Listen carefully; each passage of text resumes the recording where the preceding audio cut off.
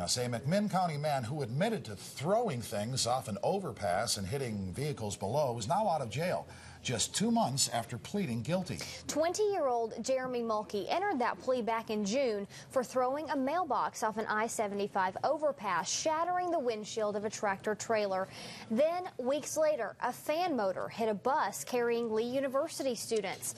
News Channel 9's Jerry Askin joins us now to explain why Mulkey is no longer behind bars. Jerry, what happened? Well, Dave, Latricia, Mulkey was released from jail on bond Friday. The courts are waiting on the outcome of an appeal filed by the state.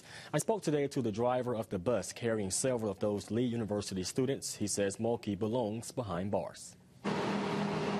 Shelton Lewis has been driving buses for more than 11 years. On November 28th of 2010, he was driving a group of 18 Lee University students on Interstate 75.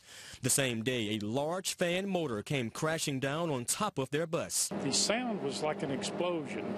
My first thoughts was some airbag system has malfunctioned and has blown the windshield out. Those Lee University students were heading back from a trip in Pennsylvania.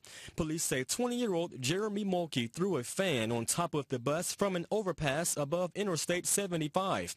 Mulkey pled guilty in June of this year and was sentenced to 4 years in jail. But less than 60 days later, he's on the streets once again. I wouldn't have thought that would have happened this soon or anything like this. I would have thought there would have been more time to serve before anything like this would happen. Shortly after Mulkey's arrest, his attorney asked the court to put him in the McMinn County Community Corrections Program, in other words, on house arrest.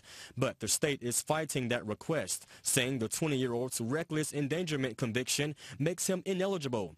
The program is intended for nonviolent offenders. Until an appeals court decides, Mulkey is out of jail, leaving this bus driver uneasy.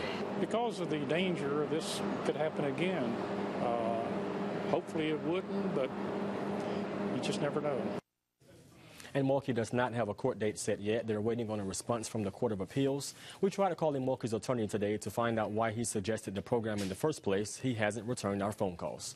Latricia. All right, Jerry, thanks so much.